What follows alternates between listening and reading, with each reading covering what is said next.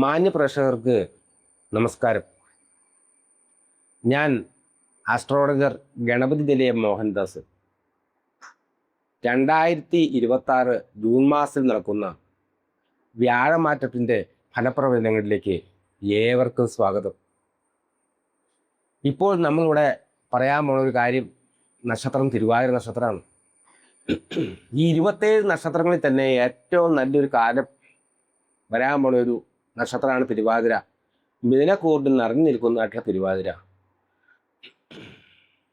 കഴിഞ്ഞൊരു കാലഘട്ടം എന്ന് വെച്ചിട്ടുണ്ടെങ്കിൽ ഒരു വശത്ത് കണ്ടക ശനി, 10ാം ഭാഗത്ത് നിൽക്കുന്ന ശനി, അതിനോടൊപ്പം തന്നെ ജന്മവ്യാഴം, ഇങ്ങനത്തെ ഒരു കണ്ടീഷനിലാണ് പോയിക്കൊണ്ടിരുന്നത്. ശനിയെപ്പറ്റി പ്രതിപാദിക്കാനല്ല നമ്മൾ പറഞ്ഞെന്നുണ്ടെങ്കിലും ഈ കണ്ടകശനി കാലം ആയതുകൊണ്ട് തൊഴിൽ പ്രശ്നം, ഹാർഡ് വർക്ക് ചെയ്യേണ്ടതായിട്ട് വരിക. എത്രയൊക്കെ അധ്വാനം ഉണ്ടായിക്കഴിഞ്ഞാലും അതിനൊരു കൃത്യമായിട്ടുള്ള ഫലസിദ്ധി ഇല്ലാതിരിക്കുക. മനപ്രശ്നങ്ങൾ, കുടുംബ പ്രശ്നങ്ങൾ. അതുപോലെ ജന്മവ്യാഴം എല്ലാ രാശികളിലും കുഴപ്പമില്ല. പക്ഷേ ഈ മിഥുനം എന്ന് പറഞ്ഞ രാശി എന്ന് പറഞ്ഞാൽ വ്യാഴത്തിൻ്റെ ശത്രു ക്ഷേത്രമാണ്. സ്ഥാനഭ്രംശം.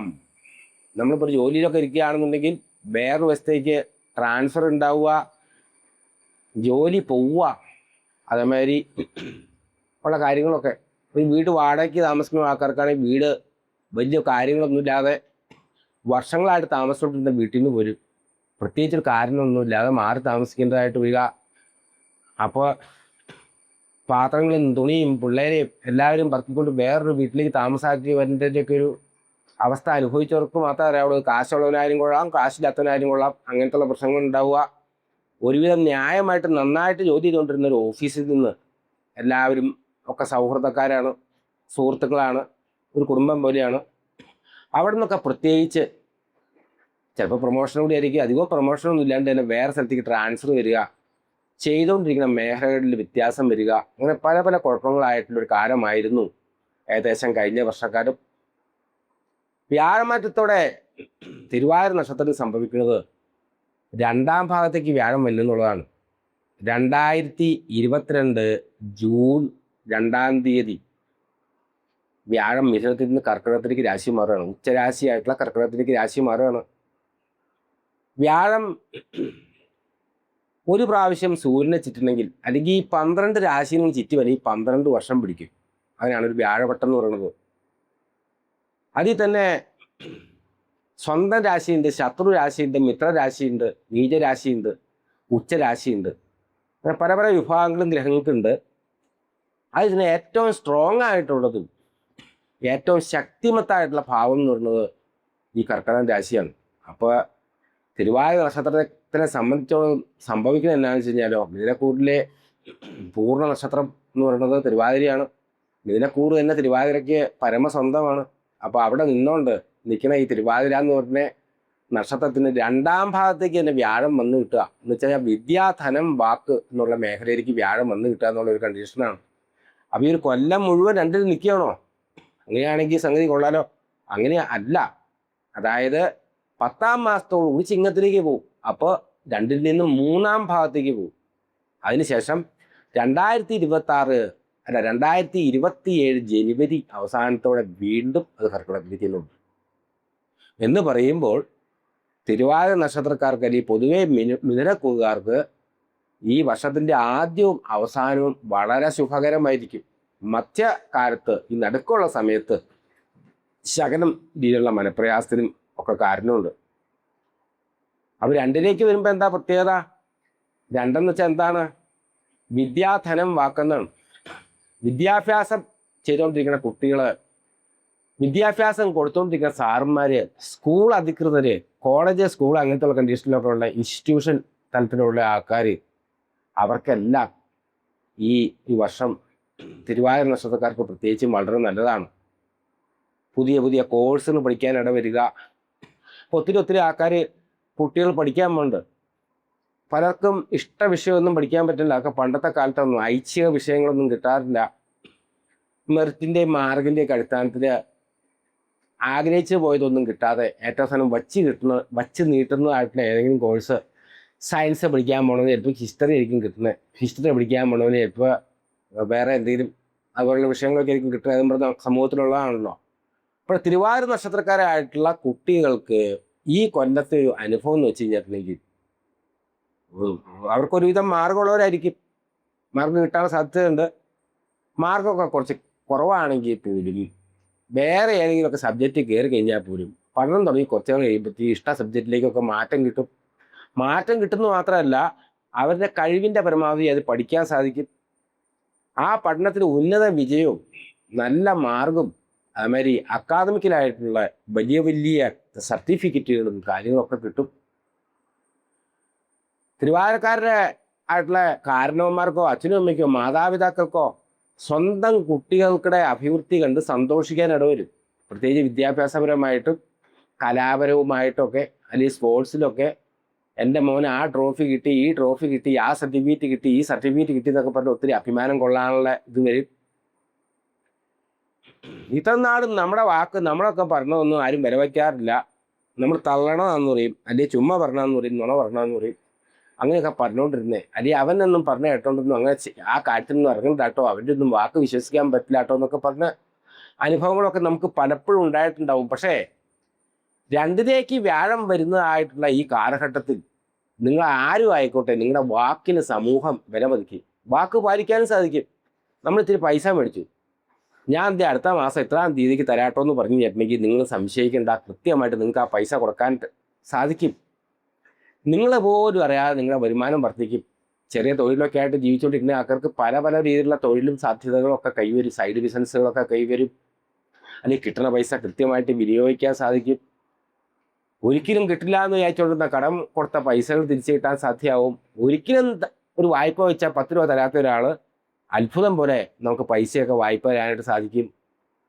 കുടുംബത്തിൽ സന്തോഷം നിറയും. ദൂരെയൊക്കെ താമസിക്കുന്ന പിള്ളേരും നാട്ടിൽ താമസിക്കുന്ന മാതാപിതാക്കളൊക്കെ ആയിട്ടാണല്ലോ ഇന്നത്തെ കേരളത്തിൻ്റെ ജീവിതം. അങ്ങനെയുള്ള മക്കൾക്കൊക്കെ ഒത്തിരി നാളായിട്ട് അവരുടെ കമ്പനികളോടൊക്കെ ലീവിനും കാര്യങ്ങളൊക്കെ ചോദിച്ചുകൊണ്ടിരുന്ന ആൾക്കാർക്ക് അത്യത്ഭുതകരമായിട്ട് ലീവൊക്കെ കിട്ടാൻ ഇടവരികയും മാതാപിതാക്കളോടും സഹോദരന്മാരോടും അങ്ങനത്തെ ഉള്ള ആൾക്കാരോടൊക്കെ സ്നേഹമായിട്ട് പ്രവർത്തിക്കാൻ പറ്റും. സ്വന്തം നാട്ടിൽ 2-3 മാസമെങ്കിലും വന്നിരിക്കാൻ പറ്റും. അങ്ങനെ അടിപൊളിയായിട്ട് പോകാൻ പറ്റും. അതാണ് ഈ തിരുവാതിരക്കാരുടെ പ്രധാനമായിട്ടൊരു കാര്യം. ഉയർന്ന വിദ്യാഭ്യാസ യോഗ്യത, വിദ്യാപരമായിട്ടുള്ള നേട്ടങ്ങൾ, കലാപരമായിട്ടുള്ള നേട്ടങ്ങൾ, ചില അവാർഡുകൾ, അതുപോലെ കുടുംബ സമാധാനം, അകന്നുപോയ ബന്ധുക്കളുടെയൊക്കെ കൂടിച്ചേരല്, വളരെ സാമ്പത്തിക ബലം, കച്ചവടമൊക്കെ നടത്തിക്കൊണ്ടിരുന്നു, വളരെ മുടങ്ങിപ്പോയി, വളരെ നമ്മൾ പ്രതീക്ഷിച്ച മാതിരി ലോണൊക്കെ എടുത്ത് ഓരോ ബിസിനസ്സൊക്കെ കഴിഞ്ഞ കൊല്ലം ഇറങ്ങി തിരിച്ചതിന് ശേഷം ഈ കൊല്ലം എന്തു വേണ്ടു എന്ന് വിചാരിച്ചുകൊണ്ടിരിക്കുന്ന ആൾക്കാർക്ക് അത്ഭുതാവഹമായിട്ട് അതിലൊക്കെ പുരോഗതി ഉണ്ടാവും. വളരെ മോശമായിട്ടുണ്ടായിരുന്ന കടകമ്പോളങ്ങളിലൊക്കെ കച്ചവടങ്ങളുണ്ടാവും. അതുപോലെ എപ്പോൾ നോക്കിയാലും പോക്കറ്റിൽ പൈസ ഉണ്ടാവും, ബാങ്ക് ബാലൻസ് ഉണ്ടാവും. ഒരു ലോൺ എടുക്കാനോ എന്തെങ്കിലും കാര്യത്തിനൊക്കെ ആയിട്ട് ബാങ്കുകളൊക്കെ സമീപിച്ച് കഴിഞ്ഞാൽ ഷുവറായിട്ടും വലിയ എതിർപ്പോഴൊന്നും കൂടാണ്ട് ലോൺ കിട്ടും. അങ്ങനെ 27 നക്ഷത്രങ്ങളിൽ തന്നെ ഈ കൊല്ലം വ്യാഴമാറ്റ അനുകൂലമാണ് ഒരു നക്ഷത്രമാണ് തിരുവാതിര നക്ഷത്രം. എന്നാൽ ഈ കൊല്ലം മുഴുവനും അങ്ങനെയാണോ? അങ്ങനെയല്ല. 2026 ജൂൺ 2-ാം തീയതി കർക്കിടകത്തിലേക്ക് വന്നാൽ വ്യാഴം ഏതാണ്ട് 2026 ചിങ്ങം അവസാനം വരെ വരുമ്പോൾ സോറി 10-ാം മാസത്തിൽ 2026 10-ാം മാസത്തിൽ ചിങ്ങം രാശിയിലേക്ക് വരും. ചിങ്ങം രാശിയിലേക്ക് വരുമ്പോൾ കുറച്ചൊന്ന് സൂക്ഷിക്കണം. എന്താണ് കാരണം? വ്യാഴം 3-ലേക്ക് പോവുകയാണ്. ഉച്ചരാശിയിലേക്കാണ് പോണത്. വലിയിട്ടുള്ള വ്യത്യാസമൊന്നും കാണിക്കില്ല. എങ്കിൽ പോലും വളരെ നന്മ ഒരു സ്ഥലത്ത് കണ്ടു കഴിഞ്ഞാൽ അതുപോലെ തന്നെ കുറച്ച് കാലം ഉള്ളൂന്നൊന്നുമില്ല, തിന്മയ്ക്കും അതുപോലെ ശക്തി ഉണ്ടാവും. അപ്പോൾ ആ സമയങ്ങളിൽ എന്ത് ചെയ്യണം?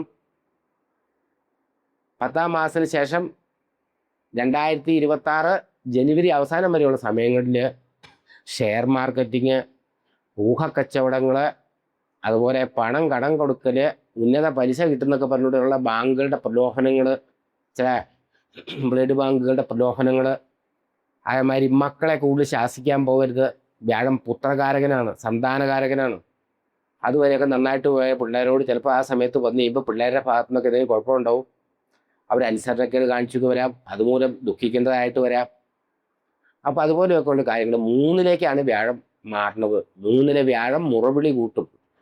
വളരെ മനോഹരമായിട്ട് സന്തോഷമായിട്ട് പോയിക്കൊണ്ടിരിക്കുന്നതായിട്ടുള്ള മിഥുനക്കൂറുകാരുടെ പ്രത്യേക തിരുവാതിരക്കാർക്ക് പെട്ടെന്ന് വലിയ ശത്രുത്വം ഫീൽ ചെയ്യുകയും അവരെ സൈക്കിള് ഒരു റിബലിസം വന്നു വരികയും ആരെന്ത് പറഞ്ഞാലും എന്നെ കൊണ്ട് കൊള്ളാൻ ഞാൻ വലിയ മിടുക്കനാന്നുള്ള ധാരണ കൊണ്ടൊക്കെ 3-ലെ വ്യാഴം നിൽക്കുമ്പോൾ സഹോദരന്മാരിൽ നിന്ന് എതിർപ്പ്, സഹപ്രവർത്തകരിൽ നിന്ന് എതിർപ്പ്, സുഹൃത്ത് ജനങ്ങളിൽ നിന്ന് എതിർപ്പ്, സന്താനകാരകനായതിൻ്റെ പേരിൽ സന്താനങ്ങളിൽ നിന്ന് എതിർപ്പ്, പെട്ടെന്നുണ്ടാവുന്നതായിട്ടുള്ള സാമ്പത്തിക ബുദ്ധിമുട്ട്, അമ്പലത്തിലും പള്ളിയിലും ഒക്കെ പോയി വളരെ ക്ലിയറായിട്ട് പ്രാർത്ഥിച്ചുകൊണ്ടിരുന്ന ആൾക്കാർക്ക് പെട്ടെന്ന് ദൈവവിശ്വാസം കുറവാവുക, നിശ്ചയിച്ചുറപ്പിച്ച് നടത്തുന്ന വഴിപാടുകളൊക്കെ നടത്താൻ സാധിക്കാതെ വരിക, അങ്ങനെയൊക്കെ ആയിട്ട് ദൈവാധീനത്തിന് എനിക്ക് പെട്ടെന്നൊരു കുറവ് വന്നല്ലോ. ഇന്നലെ വരെ പണമഴ കിട്ടിക്കൊണ്ടിരുന്ന സ്ഥാനത്ത് ഇന്ന് എനിക്ക് എന്താണ് പറ്റിയത്, ഞാൻ എന്തോ വലിയ മോശക്കാരനായി. അതേമാതിരി പെട്ടെന്ന് ചില രോഗങ്ങൾ വരിക, അതേമാതിരി ചിലർക്ക് ആത്മഹത്യാ പ്രവണത, അതൊക്കെ 3-ലെ വ്യാഴത്തിൻ്റെ പ്രത്യേകതയാണ്. 2-ാം ഭാഗത്ത് നിൽക്കുമ്പോൾ ഉച്ചത്തിൽ നിൽക്കുന്ന വ്യാഴം 3-ാം ഭാഗത്തേക്ക് വന്നു കഴിയുമ്പോൾ ഉച്ചത്തിൽ നിന്ന് ഇറങ്ങി കീഴ്പോട്ട് വരുമ്പോൾ പെട്ടെന്നൊരു ഷോക്കൊക്കെ ഉണ്ടാവാൻ സാധ്യതയുണ്ട്. അപ്പോൾ ആ കാലങ്ങളിൽ കുറച്ചൊന്ന് സൂക്ഷിക്കണം, നല്ലതാണ്. 2027 ജനുവരി അവസാനം വ്യാഴം വീണ്ടും നമ്മുടെ ഈ കർക്കിടകത്തിലേക്ക് തന്നെ വരും. അപ്പോൾ മധ്യത്തിൽ അനുഭവിച്ച ആ ദുഃഖമൊക്കെ വെറും മരീചിക പോലെയാവും. വെറും മായ മാത്രമാണ് ഈ ലോകം. സത്യത്തിൽ എൻ്റെ കഴിവ് കൊണ്ടും മിടുക്കും കൊണ്ടൊന്നുമല്ല ഞാൻ ഇതൊക്കെ ഉണ്ടാക്കിയതും അനുഭവിക്കുന്നു എന്നൊക്കെ ബുദ്ധിയുള്ള മനുഷ്യർക്ക്, അല്ലെങ്കിൽ വിവേചന സ്വഭാവമുള്ള മനുഷ്യർക്ക്, അല്ലെങ്കിൽ സൈക്കിക് ആയിട്ടുള്ള കാര്യങ്ങളെ തിരിച്ചറിയാവുന്നവർക്ക് കൃത്യമായിട്ട് ബോധ്യപ്പെടുകയും ചെയ്യും. വ്യാഴം സർവേശ്വരകാരകനാണ്. നമ്മൾ ജീവിതത്തിൽ ഉടനീളം ചെയ്യുന്ന സൽക്കർമ്മങ്ങളുടെ എല്ലാം ഫലം അവിടെ ഭഗവാൻ അളന്നു വയ്ക്കും, ഓരോന്ന് കുറിച്ചിടും. അനുകൂലമാവുന്ന സമയത്ത് തമ്പുരാൻ അത് തരുന്നു പറഞ്ഞ മാതിരി ഈ തമ്പുരാൻ അനുകൂലമാവുന്ന സമയമാണ് വ്യാഴം നന്നാവുന്ന സമയം. അതുപോലെ തമ്പുരാൻ നമ്മൾ ചെയ്ത ശിക്ഷകൾക്ക്, നമ്മൾ ചെയ്ത കുറ്റങ്ങൾക്ക് ശിക്ഷ വിധിക്കുന്ന സമയമാണ് സ്വാഭാവികമായിട്ട് വ്യാഴം പ്രതികൂലമാവുന്ന സമയം. അപ്പോൾ ഈ കാര്യങ്ങൾ പറഞ്ഞതൊന്നും പറഞ്ഞ് പേടിപ്പിക്കാനോ അല്ലെങ്കിൽ അങ്ങനത്തുള്ള കാര്യത്തിനായിട്ടൊന്നും അല്ല. ഈ പറഞ്ഞ കാര്യങ്ങളൊക്കെ ആരെയും പറഞ്ഞ് പേടിപ്പിക്കാനൊന്നുമല്ല. ഇതിനൊക്കെ പരിഹാരമല്ലേ നമുക്ക് തന്നെ യൂണിവേഴ്സ്, അത് ഈ പ്രപഞ്ചം തരുന്നതായിട്ടുള്ള ചില പാഠങ്ങളാണ് ഇതെല്ലാം. എന്നും നല്ലതെന്ന് സന്തോഷിപ്പിക്കാനോ എന്നും ദുഃഖം തന്ന് നമ്മളെ ശിക്ഷിക്കാനൊന്നും അല്ല നോക്കണത്. നല്ലതിൻ്റെയും ചീത്തയെക്കൂടെയൊക്കെ ഉള്ളിൽ കൂടെ പോയിക്കൊണ്ടിരിക്കുമ്പോൾ നമ്മുടെ ഉള്ളിലിരിക്കുന്ന ആത്മാവ്, അത് യഥാർത്ഥമായിട്ടുള്ള നമ്മൾ ആരാണെന്ന് ശരിക്കും കണ്ടെത്താൻ വേണ്ടി, നമ്മളെന്ന് പറഞ്ഞാൽ ഈ ഭൗതികമായ ഒരു വസ്തുവല്ല, നമ്മൾ അപാരമായ അദ്വിതീയമായിട്ടുള്ള അനുഭവമായിട്ടുള്ള ആ ഈശ്വരത്വം തന്നെയാണ് നമ്മുടെ ഉള്ളിലിരിക്കുന്നത്. ഈ പുറമെ കാണുന്നത് മായയാണ്. നല്ലതും ചീത്തയും തന്നോട്ട് നിങ്ങളെ പരീക്ഷിച്ചുകൊണ്ടിരിക്കുമ്പോഴും നിങ്ങൾ ആരാണെന്ന് ദൈവം ശരിക്കും കണക്കാക്കാൻ വേണ്ടിയിട്ടുള്ള കളി തന്നെയാണ് ഇത്. അത് വ്യാഴം പ്രതികൂലമാകുമ്പോൾ എന്താണ് ചെയ്യേണ്ടത്? വ്യാഴം സർവേശ്വരകാരകനാണ്. ഏത് ദൈവത്തിനെ ഭജിച്ചാലും ഏത് മതത്തിൽ വിശ്വസിച്ചാലും മതപരമായിട്ട് പറയണ വിശുദ്ധ കർമ്മങ്ങൾ എന്ത് ചെയ്താലും വ്യാഴം പ്രീതിപ്പെടും. എന്താ കാരണം? വ്യാഴം സർവേശ്വരകാരകനാണ്. എല്ലാ ഈശ്വരന്മാരുടെയും കാരകത്വം ഉള്ളവനാണ്. വ്യാഴം സ്വർഗത്തിൽ നിന്ന് തുറക്കണമായിട്ട് ജനലാണ്, അല്ലെങ്കിൽ സ്വർഗത്തിലേക്കുള്ള വാതിലാണ്, അല്ലെങ്കിൽ സർവത്തിൽ നിന്ന് ദൈവം പറഞ്ഞു വിടുന്നതായിട്ട് ദൂതനാണ്, അല്ലെങ്കിൽ വ്യാഴം ദൈവം തന്നെയാണ്. വ്യാഴം ദേവഗുരു ബൃഹസ്പതിയാണ്. അതുപോലെ തന്നെ വ്യാഴം മഹാവിഷ്ണു തന്നെയാണ്. സർവ ഐശ്വര്യത്തിൻ്റെയും നാഥനാണ്. ജീവിച്ചിരിക്കുമ്പോഴും മരണശേഷവും നമ്മുടെ ആത്മാവിന് വേണ്ട പ്രധാനപ്പെട്ട എല്ലാ കാര്യങ്ങളും ചെയ്തുകൊണ്ട് ഈ മായാ സമുദ്രത്തിൽ നമ്മൾ രക്ഷിച്ച് ശരിക്കുള്ള ആ പരമപ്രധാനമായി ചൈതന്യത്തിലേക്ക് അടുപ്പിക്കാൻ വേണ്ടി നമ്മളെ സ്വാത്വികരും നല്ലവരുമാക്കി നമ്മുടെ ഹൃദയഗുഹയുടെ ഉള്ളിലിരിക്കുന്നത് ആ ബ്രഹ്മം തന്നെയാണ്. അഹം ബ്രഹ്മാസ്മി എന്ന് പറയുമ്പോൾ നീ തന്നെയാണ്, നിന്റെ ഉള്ളിലിരിക്കുന്ന സംഭവം തന്നെയാണ് ഈശ്വരൻ എന്നുള്ള കാര്യം പഠിപ്പിക്കാൻ വേണ്ടി വരുന്നതായിട്ടുള്ള മഹാഗുരുവാണ് വ്യാഴം. അപ്പോൾ വ്യാഴപ്രീതിക്ക് വേണ്ടി ചെയ്യേണ്ടേ സർവേശ്വരകാരകനൊക്കെയാണെന്ന് പറഞ്ഞു. വ്യാഴപ്രീതിക്ക് വേണ്ടതായിട്ടുള്ള പ്രധാനമായിട്ടുള്ള കാര്യം ആചാര്യന്മാർ പറഞ്ഞത് വിഷ്ണുവിനെ സേവിക്കുക എന്നുള്ളതാണ്.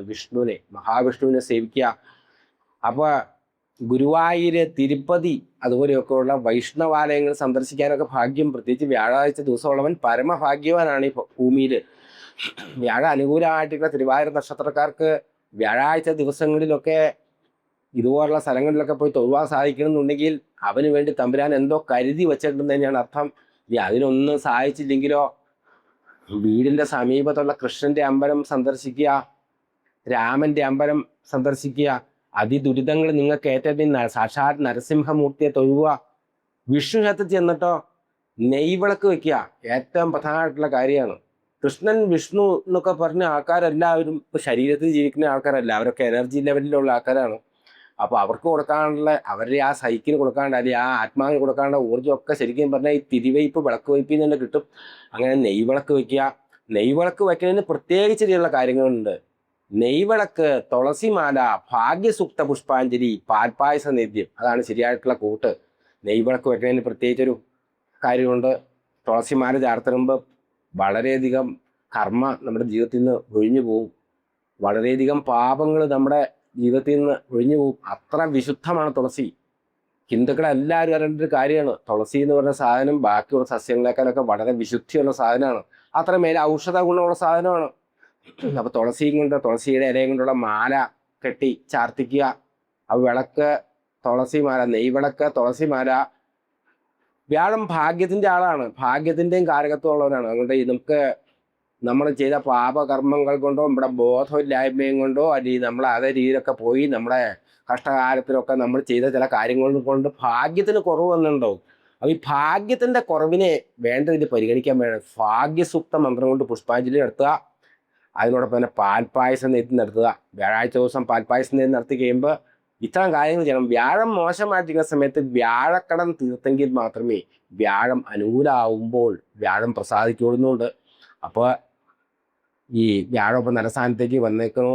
ഈ വ്യാഴം അതിനിടയ്ക്ക് അങ്ങോട്ടും ഇങ്ങോട്ടും ഒക്കെ മുമ്പോട്ടുള്ള യാത്രയ്ക്ക് അതിചാരം എന്ന് പറയും. ഒരു കൊല്ലത്തിന് മുമ്പായിട്ട് തന്നെ പെട്ടെന്ന് ചിങ്ങൻ രാശിയിലേക്ക് ചാടുന്ന ചാട്ടത്തിന് അതിചാരം എന്ന് പറയും. ആ സമയത്ത് പിന്നോട്ടൊരു പിടുത്തമുണ്ട്, അതിനെ വക്രം എന്ന് പറയും. വക്രശക്തി ഭയങ്കര ബലമാണ്. അതിചാരത്തിന്റെ ശക്തിയോ ഒറിജിനൽ ശക്തി നമുക്ക് ലഭിക്കില്ല. അങ്ങനത്തെ ഒരു കണ്ടീഷനൊക്കെ ഉണ്ട്. അപ്പൊ അതിൽ നിന്നൊക്കെ രക്ഷപ്പെടാൻ ഈ ചെയ്യുക, വിഷ്ണു സഹസ്രനാമം ജപിക്കുക, ഭഗവത്ഗീത കേൾക്കുക. എവിടെയെങ്കിലും ഭാഗവത സപ്താഹമൊക്കെ നടക്കുന്നുണ്ടെങ്കിൽ എത്ര തിരക്കാണെങ്കിലും ഒരു ദിവസമെങ്കിലും ഒരു മണിക്കൂറെങ്കിലും അല്ലെങ്കിൽ അരമണിക്കൂറെങ്കിലും ആ സപ്താഹ പന്തലിരിക്കുക. ആചാര്യന്മാരുടെ സംഭാഷണം കേൾക്കുക, അവിടെ നിന്നുള്ള പ്രസാദം അന്നം സേവിക്കുക.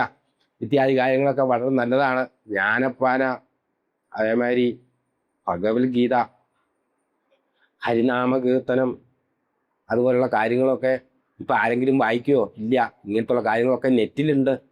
വളരെ സ്വസ്ഥമായിട്ടുള്ള കണ്ടീഷനിൽ ഇതെല്ലാം യൂട്യൂബിൽ കിട്ടും. അങ്ങനെയൊക്കെ കേൾക്കാൻ നമ്മൾ ഇടവരുത്തുക. വിനോദ വസ്തുക്കളിലും സീരിയൽ പോലുള്ള കാര്യങ്ങളിലൊക്കെ മാത്രം കുടുങ്ങി കിടക്കാതെ സമയമുള്ള സമയത്ത് ഇതുപോലുള്ള നല്ല കാര്യങ്ങൾ ചെയ്യുക. ഇതൊക്കെ ചെയ്താൽ ശരിയാവോ? വ്യാഴം ഏതായാലും അനുകൂലമായി.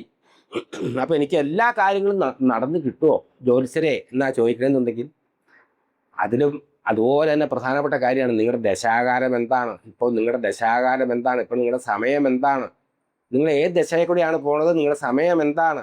ആ ദശാനാഥൻ്റെ ഒക്കെ നിപ്പും നോട്ടവും ഒക്കെ എങ്ങനെയാണ്? അവരെ വല്ല പാപഗ്രഹ സ്വാധീനത്തിലൊക്കെയാണോ നിൽക്കുന്നത്? ഇങ്ങനെയുള്ള കാര്യങ്ങളൊക്കെ അറിയാൻ ജ്യോതിഷ ജാതക പരിശോധന നടത്തണം. ഏതെങ്കിലും കൊള്ളാവുന്ന ഒരു ജ്യോത്സ്യനെ കൊണ്ട് ജാതക പരിശോധന നോക്കി അതിന് പരിഹാരങ്ങളൊക്കെ ചെയ്യിപ്പിക്കുകയെങ്കിൽ അങ്ങനെയൊക്കെ ചെയ്താലാണ് ഇത് കൂടുതലായിട്ട് വരുവുള്ളൂ. ഞാനായിട്ട് ആർക്കെങ്കിലും ഇത് ചെയ്തു തരേണ്ടതായിട്ടുള്ളതുണ്ടെങ്കിൽ നിങ്ങൾ ഡേറ്റ് ഓഫ് ബർത്ത്, സമയം, ഇങ്ങനത്തുള്ള കാര്യങ്ങളൊക്കെ വാട്സാപ്പിൽ അയച്ചു തരിക. ഡേറ്റ് ഓഫ് ബർത്ത്, സമയം, അതുമാതിരി നിങ്ങളുടെ ജില്ല, അതുപോലുള്ള കാര്യങ്ങൾ വാട്സാപ്പിൽ അയച്ചു തരിക. ഒരു കാരണവശാലും ഫോണിൽ വിളിക്കരുത്. അതുമാതിരി യൂട്യൂബിൽ വന്ന അഭിപ്രായം പറഞ്ഞാൽ നമുക്ക് നോക്കാൻ പറ്റില്ല, സമയം കിട്ടിയെന്ന് വരില്ല. ഈ ഫോൺ നമ്പർ കൊടുത്തിട്ടുണ്ടാവും, വാട്സാപ്പ് നമ്പർ കൊടുത്തിട്ടുണ്ടാവും. അതിൽ ചുരുക്കത്തിൽ ഇത്തരം കാര്യങ്ങൾ നിങ്ങളുടെ പ്രശ്നങ്ങളും ചുരുക്കത്തിൽ ഇടുക. അങ്ങനെയാണെങ്കിൽ നമ്മളെ കൊണ്ട് സമയമുള്ള സമയത്ത് വളരെ ഉത്തരവാദിത്തപൂർവ്വമായിട്ട് തന്നെ ചെയ്യാം. വലിയ ഹോമോ പൂജയോ വലിയ പൈസ മുടക്കോ ഒന്നുമില്ലാതെ, വലിയ ഹോമോ പൂജയോ പൈസ മുടക്കോ ഒന്നുമില്ലാതെ നിസ്സാരമായിട്ട്, നിസ്സാരമല്ല, ഒരു ക്ഷേത്ര ദർശനം, അതേമാതിരി വലിയ പൈസ മുടക്കില്ലാത്ത ചെറിയ ചെറിയ വഴിപാടുകൾ, ചില വിശേഷ മന്ത്രജപം, ചില വിശേഷങ്ങളായിട്ടുള്ള യന്ത്രധാരണം, രത്നധാരണം, അതുപോലുള്ള കാര്യങ്ങൾ കൊണ്ടൊക്കെ ജോലി സ്ഥിരത, വിവാഹം, അതേമാതിരി മനസ്ഥിരത, ശത്രുദോഷം, സർപ്പദോഷം, അങ്ങനത്തെ ദോഷങ്ങളൊക്കെ പരിഹരിക്കാനൊക്കെ ഇപ്പോൾ നമ്മുടെ ഓരോ സ്ഥലങ്ങളിലൊക്കെ കാണുന്നതായിട്ട് വൻകിട പൂജയും ഹോമവും ബലിയൊന്നും വേണ്ട. അതിനെപ്പറ്റി നിങ്ങൾ ബോധ്യമായാൽ തന്നെ പകുതി. ഇപ്പം നമ്മൾ പറഞ്ഞു കേട്ടിട്ടില്ലേ, ഒരാൾക്ക് മാനസിക രോഗം ഉണ്ടെങ്കിൽ മാനസിക രോഗം ആ വ്യക്തിക്ക് ഉണ്ടെന്ന് അയാളെ കൊണ്ട് ബോധ്യമായാൽ തന്നെ അയാളുടെ പകുതി അസുഖം മാറി. അതിനുശേഷം വളരെ നിസ്സാരം എന്ന് പറഞ്ഞത് സാമ്പത്തികപരമായിട്ട് നിസ്സാരം എന്നാണ്, ചെലവുപരമായിട്ടല്ലാതെ ഒന്നും നിസ്സാരമല്ല, പരമപവിത്രമായിട്ടുള്ള വളരെ ചെറിയ നിങ്ങളെക്കൊണ്ട് ചെയ്യാൻ പറ്റുന്ന കർമ്മങ്ങൾ കൊണ്ട് തന്നെ ഇതൊക്കെ പരിഹരിക്കാൻ പറ്റും. അതൊക്കെ ഞാൻ നിങ്ങൾക്ക് പറഞ്ഞു തരാം. ഈ പറഞ്ഞ മാതിരിയൊക്കെ സമീപിക്കുക. അപ്പം എല്ലാ പ്രത്യേകിച്ച് തിരുവാതിര നക്ഷത്രക്കാർക്കും നമ്മൾ പറഞ്ഞല്ലോ ഏറ്റവും ഭാഗ്യവന്മാരാണ് ഈ കൊല്ലുന്നത്. എല്ലാ രീതിയിലുള്ള അഭിവൃദ്ധിയും ഉണ്ടാവട്ടെ എന്ന് ഭഗവാനോട് പ്രാർത്ഥിച്ചുകൊണ്ട് തിരുവാതിര നക്ഷത്രക്കാരുടെ ഫലം ഇവിടെ പറഞ്ഞ് അവസാനിപ്പിക്കുകയാണ്.